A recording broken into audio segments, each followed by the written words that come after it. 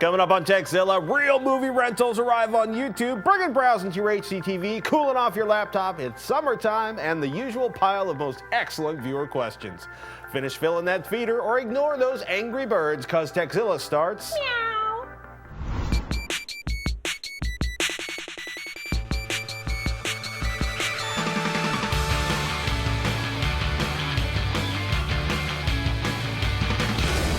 This episode of Tekzilla is made possible by Squarespace, Windows Azure, think in Windows Azure. Netflix, go to netflix.com/Tekzilla to get a free trial membership.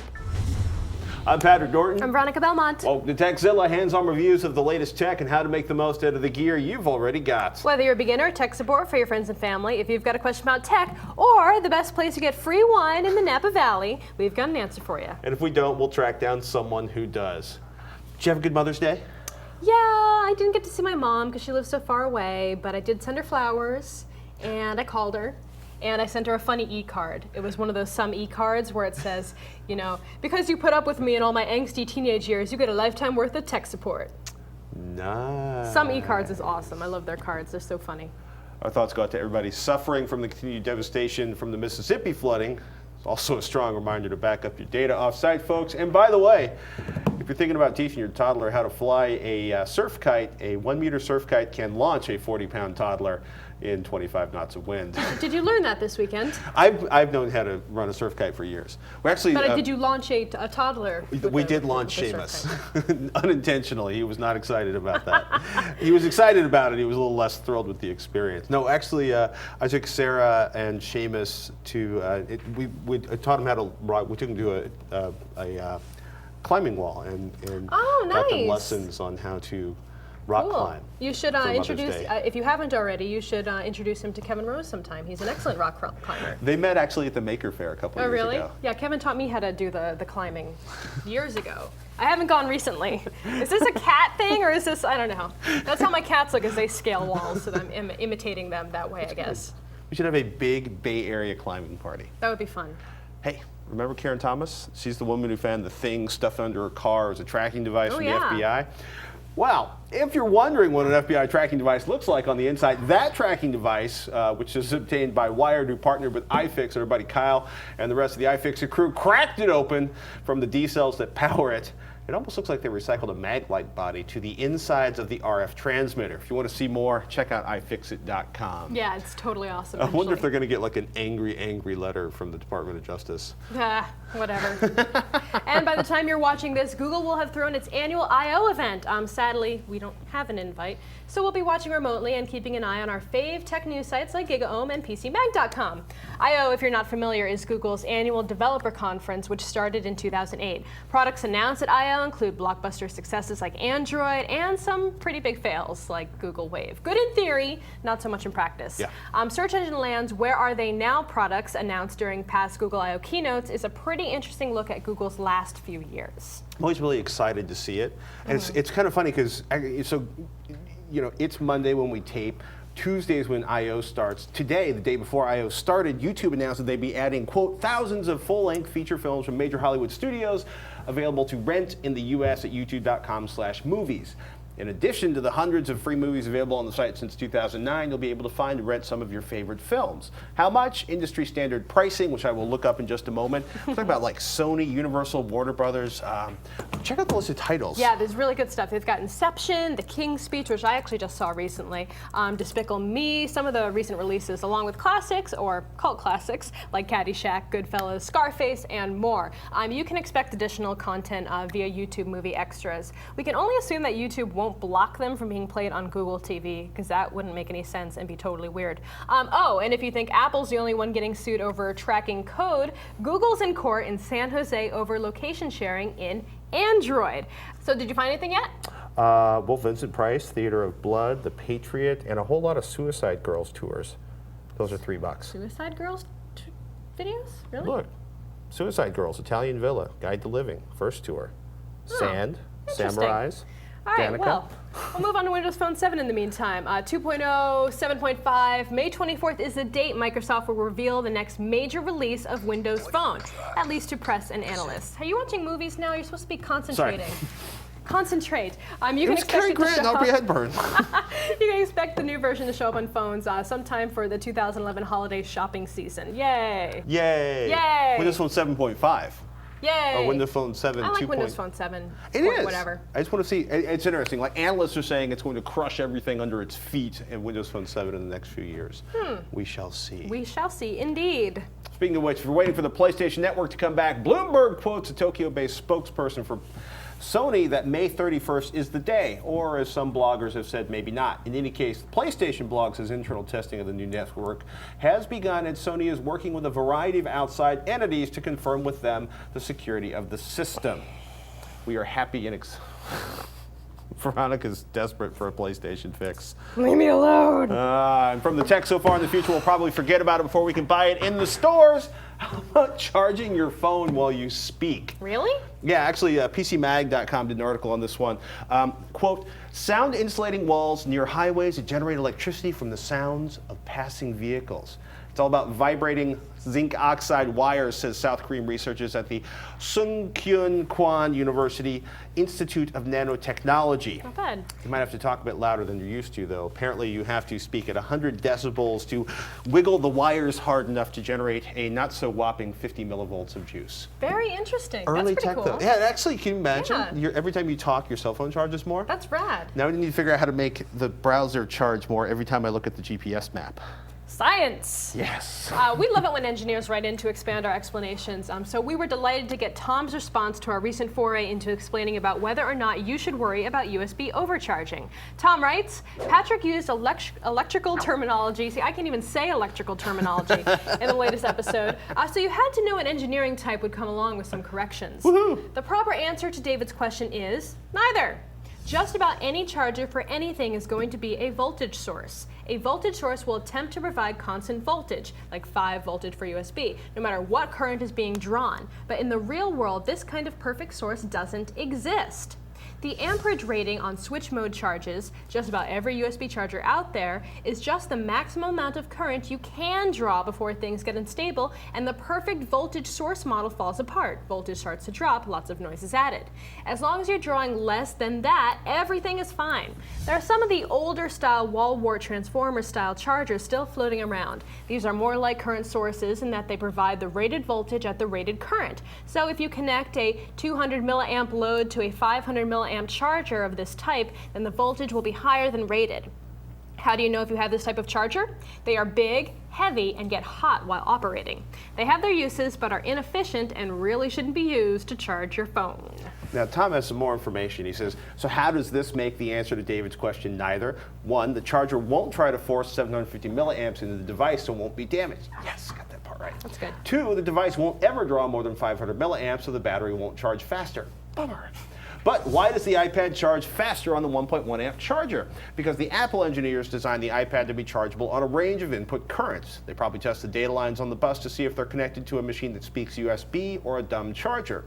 The new MacBooks that will support 1.1 amp current on the USB ports will probably have a driver that tells the iPad that it's okay to draw the full amount. So, in conclusion, you only really need to worry about the input voltage. If the rated current is higher than the required, then no worries. If it is lower, then the charger may or may not work, but it won't damage the device. The only reason why you can't directly charge an iPhone with a car battery is the car battery's voltage is 2.4 times greater than the iPhone's input voltage. Available current has nothing to do with it. Thanks for the show, guys. I really love it. Tom. I'm glad. Yeah? Now, I'm actually deeply inspired to find a massive 5-volt battery to use with my iPad. Actually, it's kind of funny. It would be really funny to take they do 6-volt traction batteries, like rolls, they make them for golf carts. 6 volts is almost 5 volts. So it'd be interesting to take like a giant umpteen 100-hour That would be interesting. Oh, I don't You know know. what? It still sounds dangerous to me. But thank you so much for the explanation, Tom. I think you basically got it right. He just kind of explained it a little better. In detail, In a with little more accurate detail. terminology. With the what was it? What did he say in the beginning? His electrical engineeringness. Yeah, that. Hi, I'm a lit major. Well How are done. you? If you've got a nifty HDTV, but you can't browse the web on it, no worries. We've got a fix for you coming right up. But right now it's time to thank one of our sponsors, Squarespace. Squarespace offers users a flexible solution for anyone looking to create a blog, personal portfolio, or any kind of website. No matter what level of coding experience you have, Squarespace can provide the tools needed to create a high-end, complex website that is uniquely your own. Don't worry if you come across any questions or issues. Squarespace also offers every user 24/7 support. We know a ton of you guys have signed up and built your sites with Squarespace. Now we are looking for your questions and tips about Squarespace. Email your questions and tips about Squarespace to squarespace@revision3.com for a chance to have your question answered or tips shown off in a future episode of Tekzilla. If you don't already have a Squarespace site, head on over to www.squarespace.com/Tekzilla to get a 2-week free trial and learn more. Thanks again to Squarespace for sponsoring today's episode.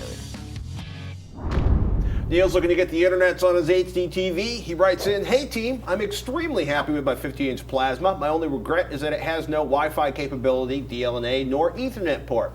There's nothing for connecting to the net.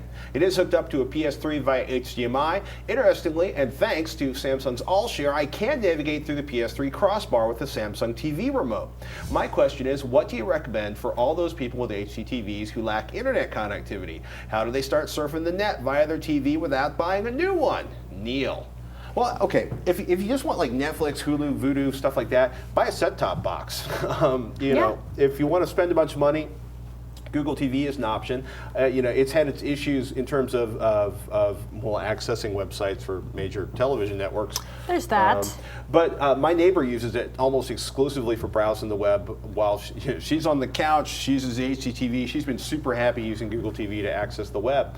Logitech Review or the Sony Internet TV Blu-ray player, those are both options. More devices are coming soon, as we mentioned last week, with the Google TV 2.0 as sort of the relaunch of the Google TV concept. And of course you can get it in TVs as well, but he doesn't want to buy a new TV, Right. so that's not an option right now. Yeah, it lets you browse the internet. They've got all those different applications that you can use to see things like Netflix or Amazon or use Twitter even. It's like a more of an integrated experience than just using the website alone.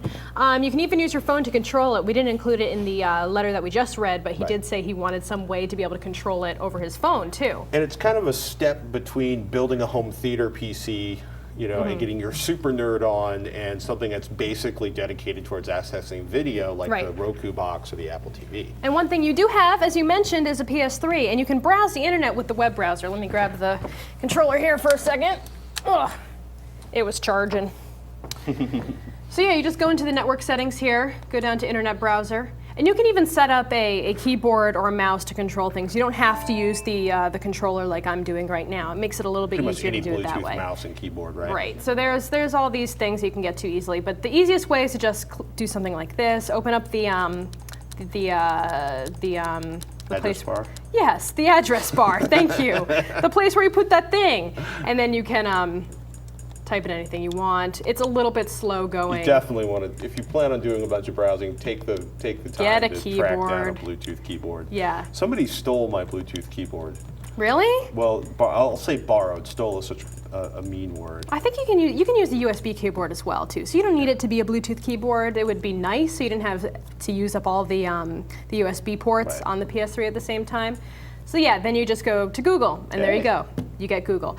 Flash is kind of an issue. That's one of the downsides. You can watch YouTube videos, and that's one of the nicer things. We'll search for YouTube. We'll do it grandma style and search for the website in Google that we want to go to. You just insulted all of the grandmothers in the audience. Well, that way I don't have to go back to the address bar. This way I can just click it. So you can watch YouTube videos, no problem. They have it optimized for the browser here, which is nice. You get this better layout. You can expand videos to be full screen if you want them to be, or you can view them you know, in a smaller window if they're not exactly HD quality. You can't watch Revision 3 videos. I think we have a Google TV app though, don't we? We have a Google TV app? Do we have a Google TV app? Yes. Bueller? Well, we're not sure, but they are going to start letting you do Android apps and Google TV as well, and we've got apps for that kind of stuff. I thought we have a YouTube channel, so you can watch it on Tech HD. Tech HD, youtube.com/TechHD. So we'll type that in. So this is a decent way. I mean, it's not the fastest browser in the world. I mean, it's a little bit cumbersome. But if you have a PS3, it's free because you already have it. You already have it. There's my smiling, happy face. Customize Windows with this free tool. Let's see how it looks. It's not so bad. But there you go. See? Yay. And then you can control it. Today's Tekzilla Daily is brought to you by Go to full screen. Squarespace. Yeah, that's what I'm trying to do. Oh, yeah, there we go. We got the little mouser there. Welcome to Tekzilla Daily. I'm Veronica Belmont. And now I'm giant and slightly pixelated, but you get the idea. Well, today I have a You tool get the that will idea. help you Stop get there. talking, woman. Available for free Jeez. at fullstuff.ws. There's more Tekzilla coming right up, but before we do that, time to thank one of our sponsors, Windows Azure. Windows Azure is a cloud platform for developers, lets you focus on building and running apps, not building out infrastructure. It's scalable, it's pay-as-you-go in terms of capacity. That means developers don't have to wait to develop. You get faster speed to market and generate and meet immediate demand. It's a rich platform with built-in connectivity and development tools, so you're going to get a head start on time to market. Flexible deployment, that gives you the ability to run on Windows Azure or your own system. With Windows Azure Burst capacity, you can deploy with confidence, running your apps where and when it makes the most sense. To learn more about everything you need to start developing with Windows Azure, check out Microsoft.com/cloud/Windows Azure. Thanks to Microsoft for sponsoring this episode of Tekzilla. Looks like it's time for another website we just can't get enough of. A website that we just can't stay away from because it's too useful, too funny, or just too darn irresistible. This week's pick, Extragram. Love Instagram, but hate having to use your pesky iPhone to see the images, post comments, and like photos? Then check out Extragram, a great way to view and interact with photos from Instagram. First, log in using your Instagram credentials. Don't worry, it uses the Instagram API, so they're not storing your login info, probably. Then, using the navigation on the front page, either look at the popular photos, your stream of content from your friends, or even your own photos. You can read comments, make comments, and probably most importantly, use the Share This button to post photos to your various social networks and sites. And the search feature is much more front and center than the apps version, so it's a lot more convenient to find photos based on their tags or titles. While this product is not endorsed by Instagram, I feel like they should have made this product themselves a long time ago. Maybe with their $7 million in funding, they can afford to buy Extragram and make it part of their service, huh? Check out Extragram today.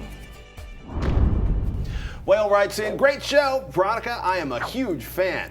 I've got a Sony Vaio VGN Z56MG and I'm having a problem with overheating. Sometimes the laptop turns off by itself. I've had two Vaios before and I faced the same problem with each one. This is a trend, man. But I love their thin business Vaios. The fan blows heat from the left side and the bottom area of the fan is really hot. I can't even touch it. This is bad. Does getting a cooling pad actually help? If yes, then please let me know with your experience and wisdom which ones do you recommend. Wael in Saudi Arabia, dude, I'm a big fan of pencils. Anything that gets the bottom of your notebook off of the surface below it, big plus. I was wondering where you're going with that. Yeah, no, it's pencils are incredibly useful. Pencils. I'm curious if you're like resting the laptop on your lap and like sitting it there, or if you're using it in bed and on top of blankets. You definitely need some space, and things like that tend to hold on to heat for a lot longer. Pillows and comforters are the worst thing for your notebook. The worst. The worst. They're comfortable, but they're not very good for your laptop. Yeah, they trap heat and they block vents. Notebook coolers from Thermaltake, Cooler Master, and Zalman, they all get 5-star ratings from users on TigerDirect.com. One of the most popular is a brand I'd never heard of, actually. It's like got like 300 5-star reviews, something crazy Sweet. like that. Or maybe 250 something. Anyhow, the Ultra U12 40584 Sub-Zero X1 notebook cooling station. Long name, but it's like $30 and it'll fit up to 15-inch laptops. Amazon customers really like the Cooler Master models that are sold on Amazon. They also give high ratings to a couple of coolers that don't require USB power. The XPad and Logitech's Comfort Lap Desk. The Comfort Lap Desk is really strange. It's kind of soft, kind of has sort of a bend on it. The idea is that it's a lap desk, so it makes it easier for you to use the computer on your lap, and it dissipates heat. Logitech's notebook cooling pad, which does the whole I need power for the fan thing, does pretty well too. Remember like a year ago we were talking about making a laptop cooling stand? Mm-hmm. We never did that. We should do that sometime. I will schedule another one of my free Sundays to build you a laptop cooling stand in the workshop But What you do I gotta have to show up do? this time. I just have to show up. You just have to show up. So then I'm not really making it though. I will teach you how to weld. Roger, I do not I'm know sure how to weld. we I do can not fix know that. how to weld. It's time for Veronica to I learn how actually to did weld. not get a job one time because I did not know how to weld. I'll let you guess what job that was for. I know which job it was for. Anyway, Aaron wrote in, hey, I've been thinking about buying a netbook powered by the AMD E350 after last Tuesday's episode. Rated them pretty well. I've seen them in action and they look great. But my friend says that in a year, they'll be just like netbooks and super slow. Is that really true? I have a netbook and don't want to be stuck with one again. Thanks for helping me out on this one, Aaron. I'm pretty sure Jason said it'll kick Adam ass. Yeah. That's not saying tons though. No, if you look at it, basically Adam said, look, HP just came out with an E350 powered, ultralight portable notebook because they want it ranked against, they don't want the netbook stigma. Right? No, and compared right. to the Atom CPU, it does really, really good. But if you want a fast notebook, don't buy a faster netbook CPU. AMD E350 is pretty killer for mini ITX boxes, for basic tasks, maybe a light home theater. Some of the benchmarks I've seen even say it'll do some gaming, but if you want a notebook that'll just really deal with complicated applications, having 32 windows open at the same time, I would save up for a Sandy Bridge machine. And that, because you're going to look at Sandy Bridge performance, and in 3 years, you're going to be like, hey, I'm ready to upgrade this, rather than be next year and be like, hey, I'm ready to upgrade this. How many netbooks do you have sitting around at home? 2. Me too. Yes. Yeah. The iPad, it started as soon as like the navigation applications, and I got the iPad with the built-in GPS and navigation applications. My netbook just, I'll do sad. something with it. They're cute. Yes. I mean, I made my Dell 10 a Hackintosh, There you but I go. haven't done anything other than run Jolly Cloud on my HP Mini 1000. So I needed a next project for them. Yeah, I need to figure out a way to get a new main board so I can get more than 1 gigabyte of RAM on the motherboard. Camcorder suggestions, wiretapping laws, and one viewer's experience with 50 solid-state drives. Not eggs, solid-state drives. All coming up next. It's time now to thank one of our sponsors, Netflix. With more than 20 million members, Netflix is the world's largest subscription service, instantly streaming TV episodes and movies over the internet and sending DVDs by mail. Members can instantly watch thousands of titles on a vast array of devices, streaming TV episodes and movies, like Microsoft's Xbox 360, Sony's PS3 game console, and the Nintendo Wii console. As a Netflix Unlimited member, you can instantly watch as many movies as you want, anytime you want, for one low monthly price. There are no late fees or due dates. As a new member and a Tekzilla viewer, you can get a free trial membership. Go to netflix.com/Tekzilla and sign up now. Be sure to use this URL so they know we sent you. So, Kate sent us this email asking, I have a relatively old Panasonic tape-based camcorder that I have had some problems with lately. I would like to modernize, but there are just so many out there I don't even know where to start. I need my new camcorder to play nicely with iMovie as I like to edit my own stuff on my iMac. I want good quality as I would like to play around with some stop motion stuff, and I'm keen on wildlife. Any suggestions would be greatly received. Love the show, longtime watcher, Kate. All right, Kate, so your requirements are very diverse to say the least, but I think we can help. Each of your interests can be met with differing levels of image quality. So let's start with the most demanding, wildlife. Outdoorsy girl, I like it. Wildlife trips like safaris are very demanding of quality. Often you need something that has enough optical zoom to capture animals from a great distance, motion stabilization to minimize shake when the camera is zoomed up all the way, and when you're on one of those like safari cars, Well, it's trucks. also, I mean, like if you're like a bird watcher and you're really good at stalking like 3 feet from a bird, you don't need gigantic expensive lenses, but most of us suck at sneaking up on wild animals. I'm not good with doing that. And of course, you want a great image, because we all know animals can be finicky about posing and holding still for very long. Do my feathers look good like this? They're preening, they're doing the whole thing. And of course you want iMovie support, which is really important. This will be tricky unless you have iMovie 11 that ships with iLife 11. iMovie 11 includes support for AVC HD Lite. This is a subset of the popular codec that most flash memory and hard drive camcorders use to record video. Now, the keyword is light. AVC HD Lite only supports AVC HD video at 720p and 30 frames per second. So although most camcorders will support up to 1080i at 60 frames per second, you need to lower the resolution when shooting so you can edit in iMovie 11. Finally, you want to be able to do stop motion. This one is also a little bit tricky. Pro stop motion tools like Dragon Stop Motion are designed around digital still cameras, while consumer level tools like iStop use webcams or Firewire camcorders. Most AVC HD camcorders still use mini HDMI to output live video to stop motion apps like iStop Motion need to grab video. But you're using an iMac, so you won't be capturing video. Since you list stop motion as a biggie on your list, you want to be looking at some sort of hybrid video DSLR. Based on iStop Motion's chart of still cameras that work with their software, the Canon 60D is a good bet. The 60D is one of the first purpose-built Canon DSLRs with controls designed to make shooting video easier. The downside is you'll need to pick up an extra lens for longer reach for wildlife, and that's on top of the $1,000 list for the camera itself. Plus, compared with camcorders, DSLRs aren't as easy to use when shooting video. Now, if you can forego having one camera do everything, we would recommend an HD webcam like Logitech's QuickCam Pro Vision for Mac for the stop motion stuff, and the Canon HF M300 for around $540, or the slightly higher but older Canon HF S200 for around $650 on B&H. Another option is sticking to a mini DV tape format with a camera like Canon's HV40 or HV30. This will allow you to use it in both situations, but you'll lose out on flash memory storage, some of the newer sensor technologies, and limit you to about 1 hour per tape. Now, if anyone out there has recommendations for Kate, please send them our way at Tekzilla@revision3.com, and be careful out there on safaris. Kind of dangerous, but also awesome. I've never been on one. I would like to come with you. Yeah. So remember the whole I have a camera in my house, but I don't know if I should be able to tell people or not. Before you enter Chateau Veronica, I must let you know you will be recorded at all times. You have to sign a waiver. Right, yeah. We have an actual cop weighing in. He writes in, I'm a cop who does technical... A police officer, I'm sorry. He actually identified himself as a cop. So cops can call themselves anything they want. He's a police officer. Sir. Officer, sir. Ma'am. Anyway, he says, I'm a cop who does technical investigations in Milwaukee.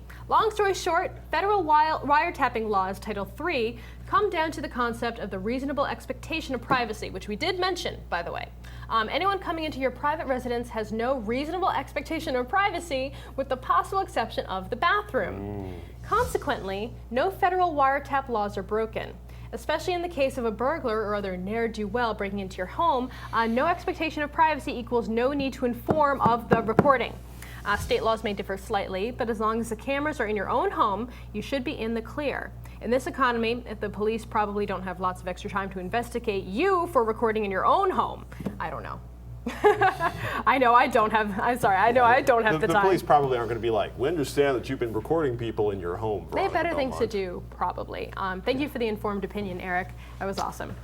Now, Mike, who originally put the thought in our minds, wrote back with some clarification with his tail between his legs. It's kind of a cold thing to say. Apparently, there's some bit rot in my wetware. The CCTV sticker requirement is state-based, not federal. That would be facepalm, which is always hard to say. A good security monkey friend of mine sent me a link that is a site that sells the security equipment but has a good synopsis of the laws. Still working on finding a definitive state listing, though, and we'll forward one when I can find it. Sorry for the confusion, Mike. I think I actually saw the website that he was talking about when I was looking for the laws originally. I can't remember the name of it, but yeah, it's. No worries, Mike. We've made our fair share of the face palms on confusing facts from different sources too. Yeah, so I'm still pretty sure it's a state by state thing. Right. But they're probably not going to come after you unless you do something gross, like shoot someone in the bathroom or weird When you say child shoot, you mean things. videotaping. Videotape, not, well, you would get in trouble shooting someone in your bathroom Just no matter what think state twice you're in. before you post something on YouTube that you captured secretly with the video cameras in your home. Bam. And keep your video cameras out of the bathroom, especially if either one of us are around. Yes, please, thank you. Finally, we were curious how many of you were having trouble with SSDs in our previous show. You didn't let us down. We got this eye-opening email from Jeremy who says, I've purchased about 50 SSDs for my company, a mix of Intel X25Ms, OCZ Vertexes, and Patriot Torxes. That's hard to say, Torxes. Vast majority were installed in Lenovo X60 and X61 tablet PCs. I've had 11 of the Torx drive fail completely, aren't even recognized by the BIOS, and 2 of the Vertex drives failed the same way. None of the Intel drives have failed, and that is what every person is using now. I've replaced every Torx and Vertex in the field. At first, I thought the Torx drives were total junk and that's why this was happening, but I realized they were only crapping out in the Lenovo's. The 6 Torx drives that I had installed in Dell laptops, a Panasonic Toughbook, and in a desktop machines have had 0% failure rate. Could be a statistical anomaly, I suppose, but my guess is that it's a physical problem with the drive that only the Lenovo tablets hit on. The Lenovo's have a hard drive mount with a rubber gasket on either side to absorb some shock, I assume. It allows the drive to have the slightest bit of travel back and forth. I'm wondering if maybe the tolerances on the Torx drives are just off by a touch, and when jolted, contacts on the SATA interface touch where they shouldn't and short something out. Perhaps the Intel drives do not have this issue, and that's the only reason they aren't failing for me. Lots of guesses and assumptions in that paragraph. How's that for anecdotal evidence, Jeremy? Wow. Anecdotal. That's one of those words I can't say very well, too. Anecdotal. Anecdotal. Anecdotal. Hey, Aluminium. got a burning tech question for us, a product you want us to review, some ideas that you think we should share with the world, or just a very urgent question. We want to hear it. We want to hear it all, so send them in to tekzilla@revision3.com. That's our email address, or you can post on our Facebook page at facebook.com/tekzilla. And of course, we're also on the YouTube at youtube.com/techhd and Twitter at Tekzilla, at Robert Heron, at Patrick Norton, and at Veronica. That's me. Thank you guys so much for watching. I'm Patrick Norton. I'm Veronica Belmont. Until next time, you've been watching Tekzilla.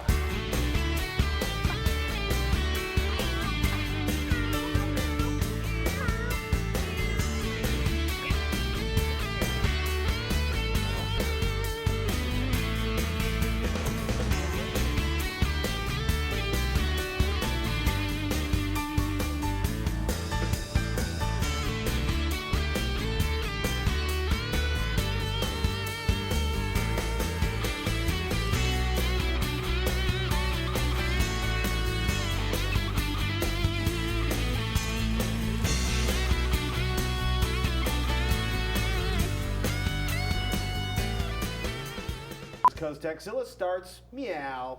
Apparently, Windows Phone 7 2.0, 7 2.5, oh, sorry.